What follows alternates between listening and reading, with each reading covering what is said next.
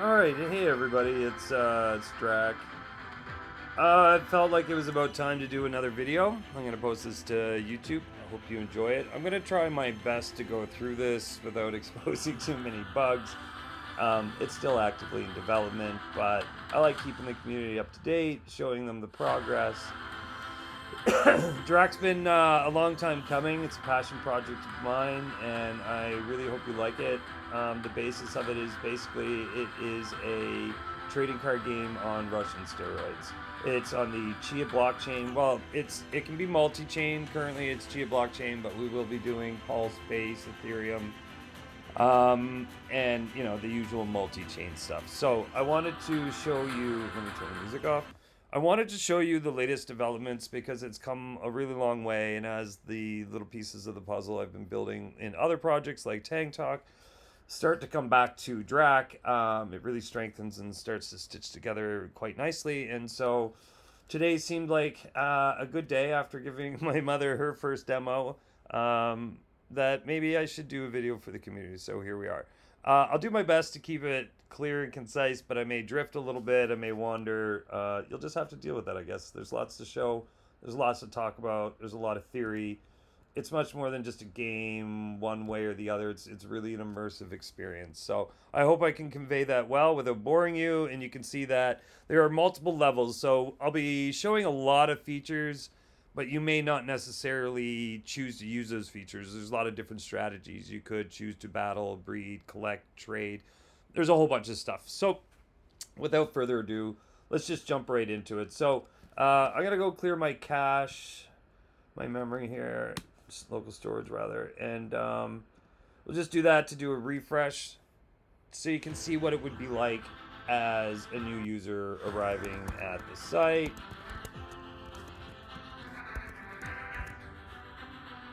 All right.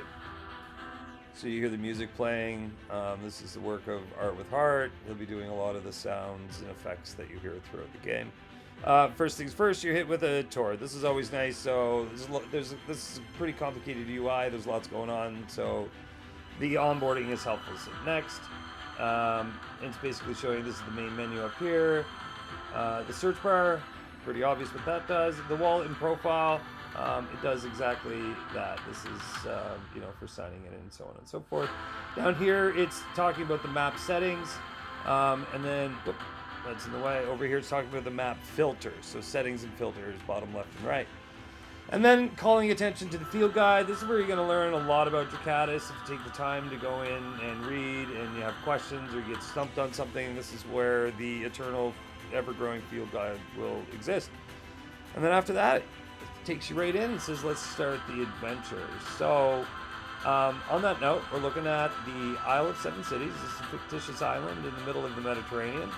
Well, I guess kind of in the middle between the Ionian and Mediterranean Sea. But anyway, fictitious island nonetheless. It's part of the story, the lore. You'll learn that as we go and as we do releases. Currently not showing any data because we need to go to our data filters where we can turn on the Isle of Seven City map items. We might as well turn on other things while we're at it. Any Dracatus spawn that I've currently been spawning during development. Let me actually just turn this music off for now. Okay, so we've gone ahead and turned the filters on, so we can now see a much larger data set across the Dracatus ecosystem and collection. As you can see here, there's a whole bunch of NFTs scattered all around the world. Many of them placed purposefully, some of them placed randomly, some of them have landed there after we've done some testing, so we will see. That will reset before gameplay and everybody will get a fresh start. So the Isle of Seven Cities, we can see is right in here. We can see the rest of the map, the rest of the world, and all the assets. Okay, great. What can we do with it? Well, let's just deal with navigating a little bit more first. Down here is the mini-map. You can see there's some white speckled dots there, and as I move the map, they'll twinkle a little bit in and out. This is actually just a heat map overlaid on a mini-map so that you can get general ideas where things are. And by things, I mean items you can discover. Not all things in the Isle of Seven Cities appear on the map when you are exploring. Your zoom, the radius, what you're around, what you're doing, all matter in the results that it returns, so that you can't just snipe. So much so that even in times when you're searching for, say, very rare items, you will have to be zoomed all the way in and within, say, 5 feet, maybe a mile, whatever, of said point to be able to claim or find, so that items are not loaded prematurely and people can go around sniping. So the world map of Dracatis is actually the size of the world, which is great because at scale, we'd like to have everybody playing it. So that's kind of convenient now, isn't it? So the heat map will give you clues as to where density of items are so that you can go scouring around, and that's part of the navigation, and you can grab this and quickly skim around and do whatever you want. More navigating features are over here in the map marker panel, which you can turn on and off over in the settings. But this just helps you search for, I don't know, say number 34 is not currently on the map. Say 41. Okay, so 41 is there. Get some information. Where is it located? You can even, clear these filters and decide what you're going to search through. These little buttons down here just determine your zoom. So on the lesser zoom, it's a nice gentle walk on over to your Dracatis. There he is. It shows you the territorial radius. You have to be able to, you can only interact with other elements, assets, Dracatis, Isle of Seven Cities items when they're within the Dracatis' territory. When you own the Dracatis, you can move it, but you can only move it so much within certain periods, which is all dependent. Both the radius and your travel limits are dependent on the performance and your engagement with the entire system, which breaks down to the numbers of how big your territory radius is there and what you can and can't do and so on and so forth. So that's, navigating around. Maybe we'll go take a look at this guy over here. The UI down here, we put it on the plus. It's a little bit of more of oh, maybe I found a bug. No, there it goes. It's more of an aggressive zoom, so as we jump around, it'll zoom you in a little closer automatically, or we can put it on the more gentle, where you'll end up landing at a broader view so that you can look at the map at a larger kind of scale. When you get into the game a little further, I guess that's navigation. We did searching. I think we did searching, so you could search 89 and you're going to get a whole bunch of Dracatis options, things that have 89 in it. We could probably see number 89. We get more of a specific, see number 89. So down we go, and we can see within its territory, which I currently have set a little high so I can do some testing. It's 1,000 nautical miles. You can see the distance between all of the objects. What can this Dracatis interact with? Who is this Dracatis? You simply click, and you can see the territory is showing because it's already selected. We could turn this off if we wanted to. We could show the card. Whoop, a little glitchy there. And see the actual playing card, the trading card. That is the Dracatis. It's primal number 89. We can see the stats in these nice animated fashions. More stats to come, working on those metrics, but hang tight. So, and the color of the eyes comes straight from the actual artwork of the Dracatis on the front. So that's your trading card. You can get to that just by clicking, and this is some selecting, trading, family tree stuff. I'll show you that stuff in a minute. I wanted to show you first just selecting them. So you can always select up to 2. Currently, this is the implementation of it, but you can say, okay, I like that Drac. I like that Drac. But I'd like to see that Drac fight this Drac, right? Yeah, primal versus a regular, right? What's this guy got? It's got some pretty good stats. Ooh, defense 9. They're within range. As you can see, they're 599 miles away from each other. Well within the 1,000-mile attack radius of a Dracatis. So you got 2 options. And in Drac, we have a bit of a different term for it, but you could either make love or make war. What's it going to be? Well, maybe in this case, let's go for a breeding, say. Let's make love first, right? So we're going to go ahead and breed these 2 Dracatis, and you're going to see, bang. In between there, we've just generated a brand new Drac. Check this out. See? You'll have to, the stats are not showing out. That's a bug because I'm still in development, but if I was to reload the data, then you would see the proper stats. Apologies for that bug, but you can see we just generated this Drac. See, it originally had different horns. Now it's got the core horns. Ice back, different tail, all that. So this is what we ended up creating as a breeder of Drac. Okay, cool. Now, what does battling look like? Well, let's take this guy and I don't know, battle him with this guy, right? Maybe that's what we'll do. Um, yeah, so we'll do a battle. I gotta connect my wallet because I got this signature thing I have to do. Okay, so battle. We'll initiate a battle. We'll do a signature sign on the wallet.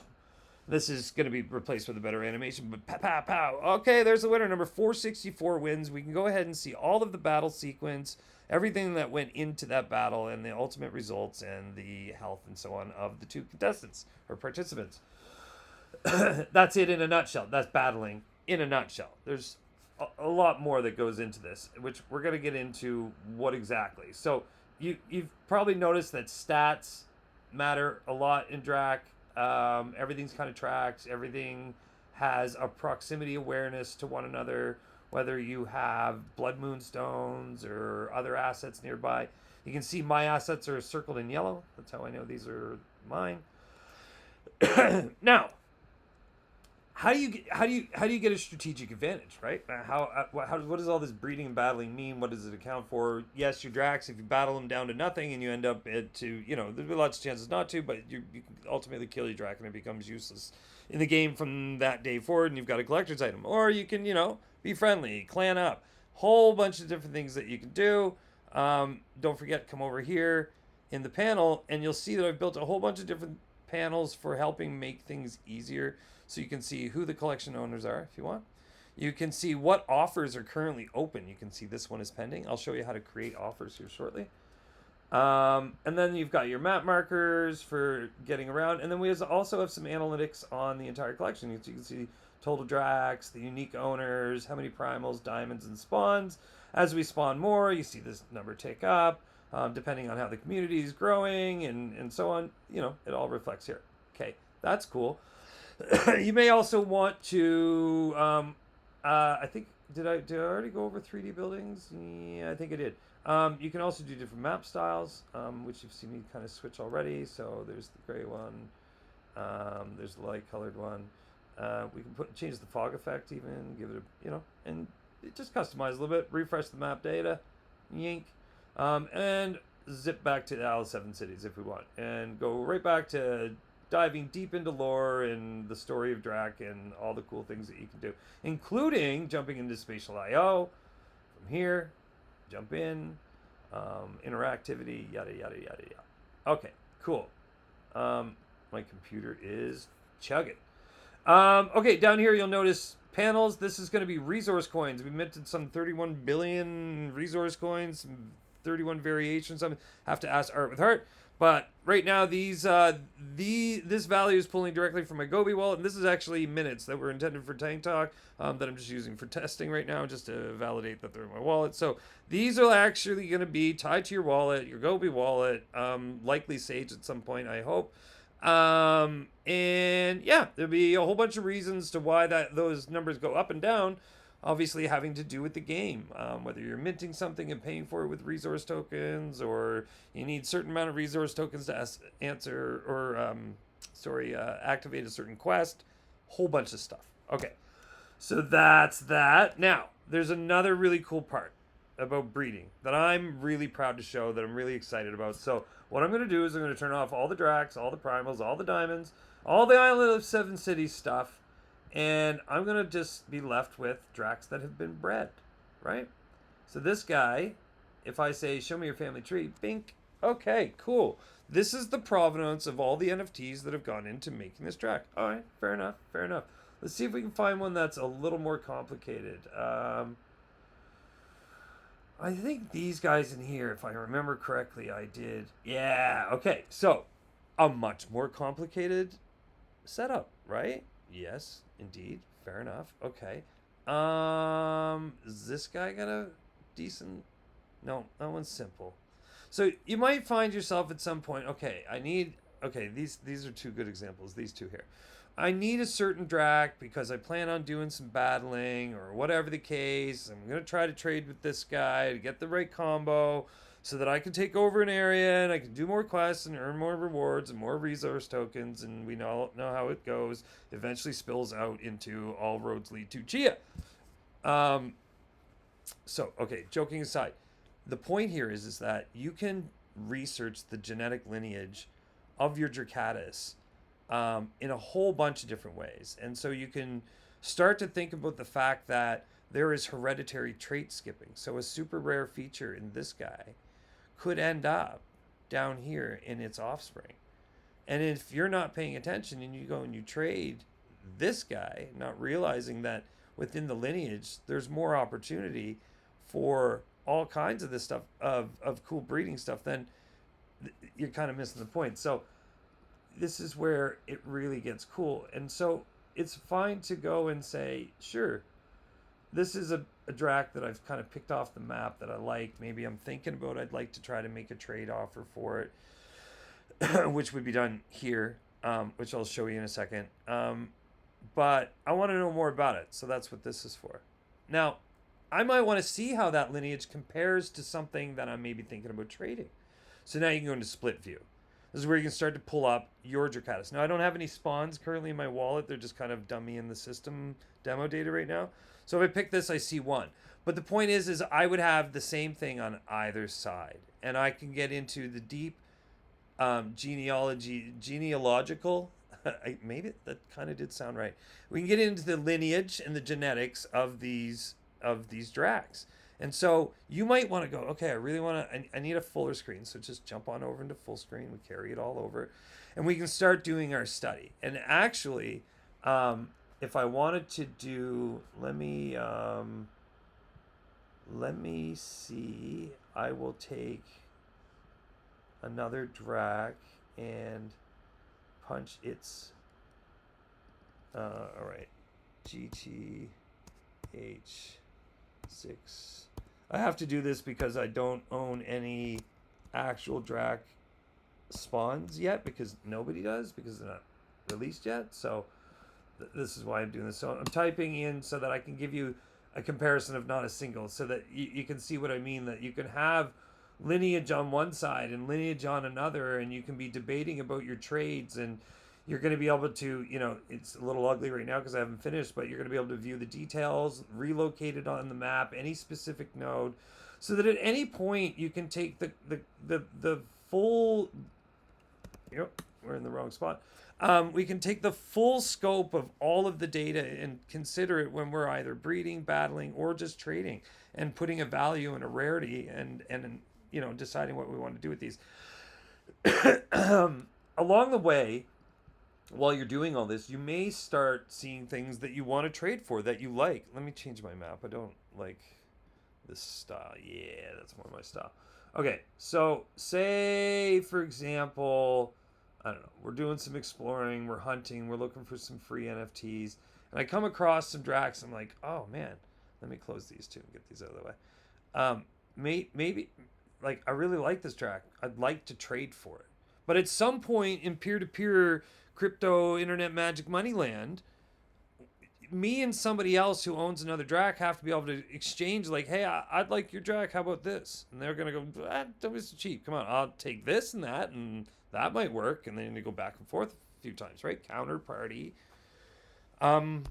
acceptance, or counterparty, whatever. So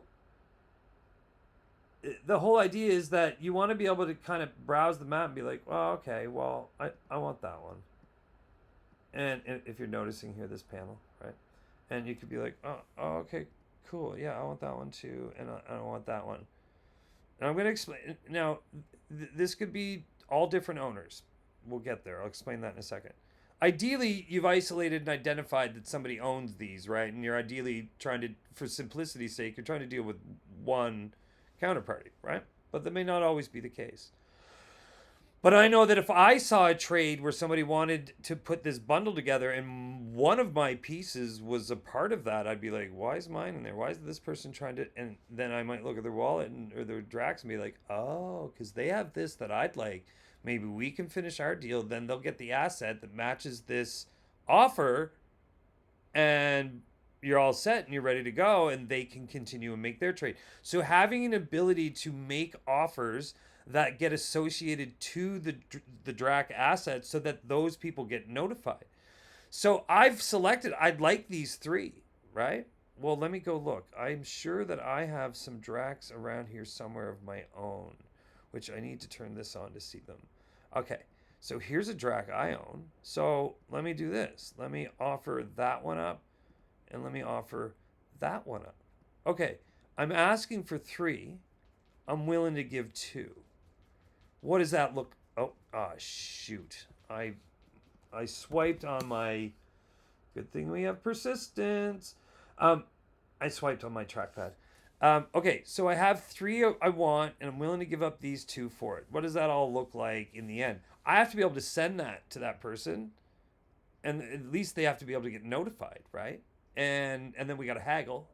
So if I hit save here, you're going to see, okay, I've got more of a confirmation. We look at all the stats of what we're trading. This is how the stats break down. We can see these ones have parents because they've been bred, so there are no pures. But the 2 I have are pure.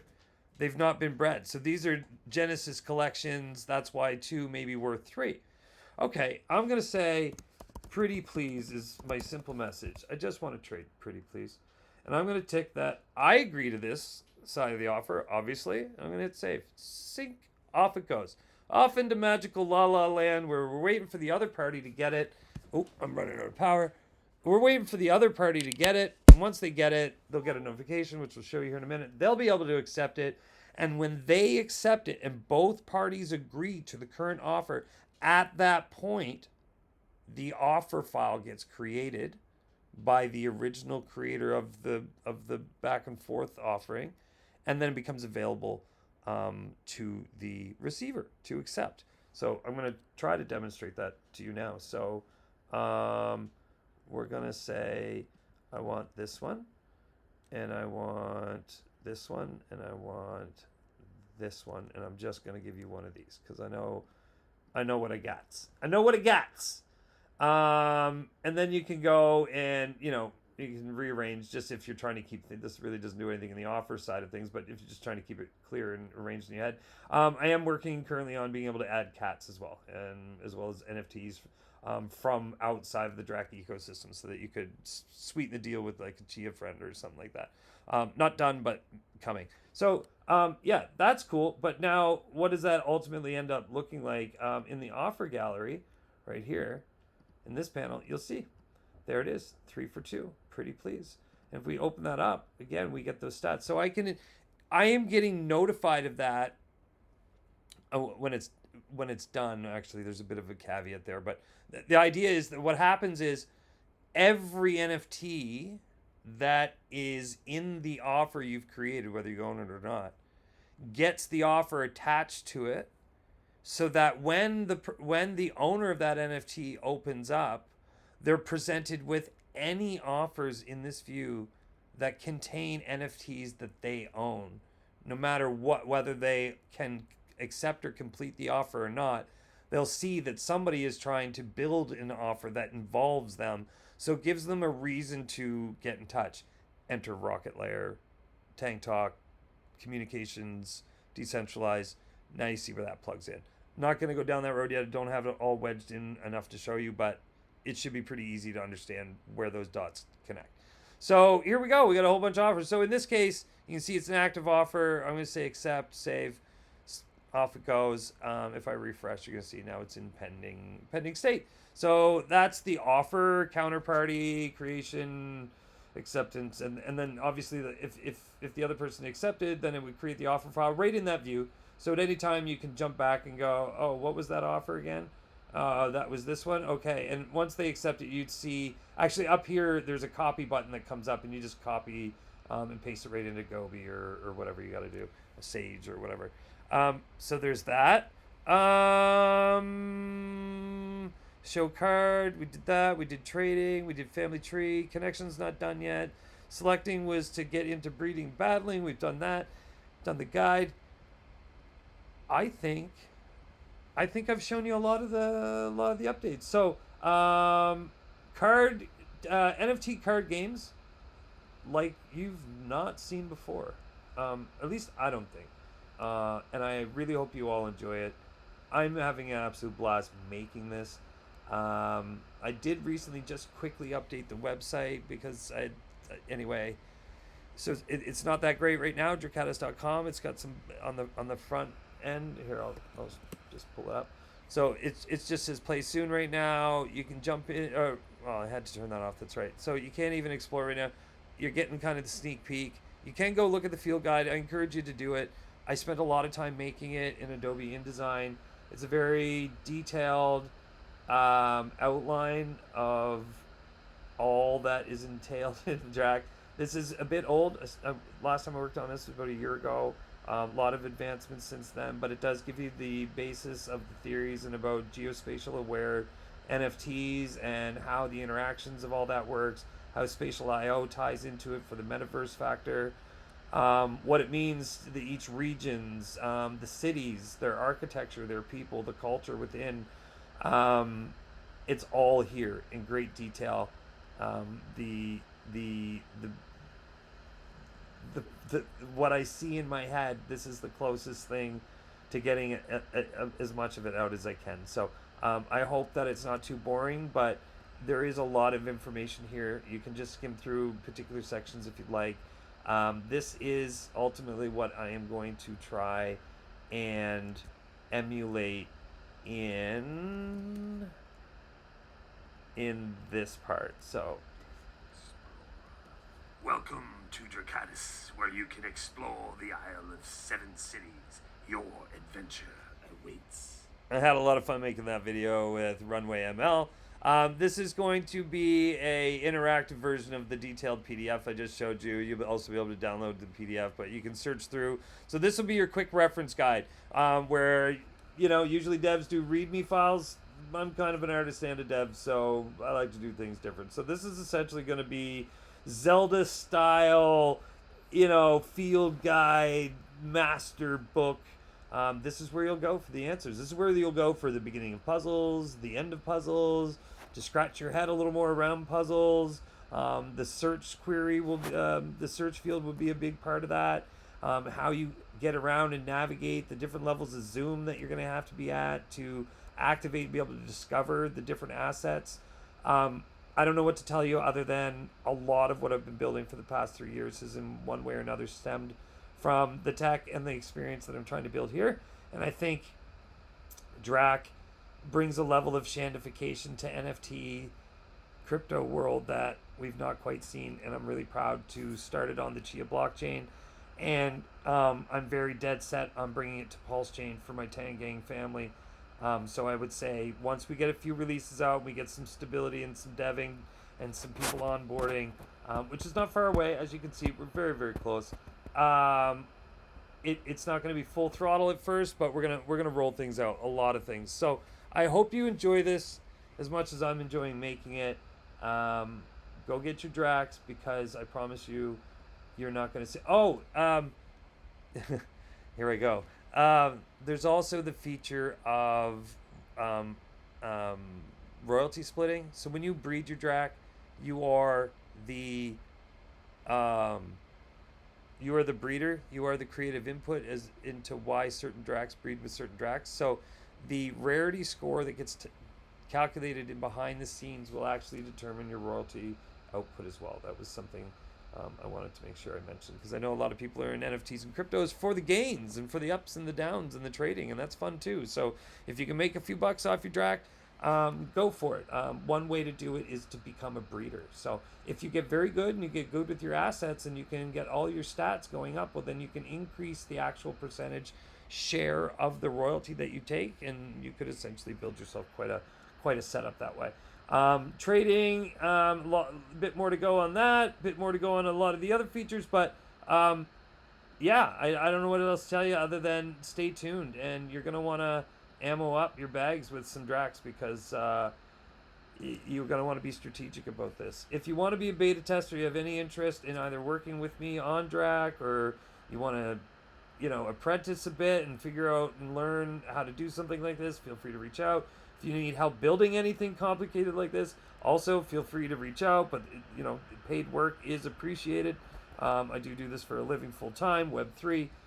This is my passion project. Tang Talk is the project that changed my life. It's the two of them together, really showcasing what Koba 42, myself, and my best bud on the internet here, Brad, Art with Heart, and what we're trying to do. So I hope you really enjoyed this demonstration, and we will see you soon, hopefully with some more features and more releases.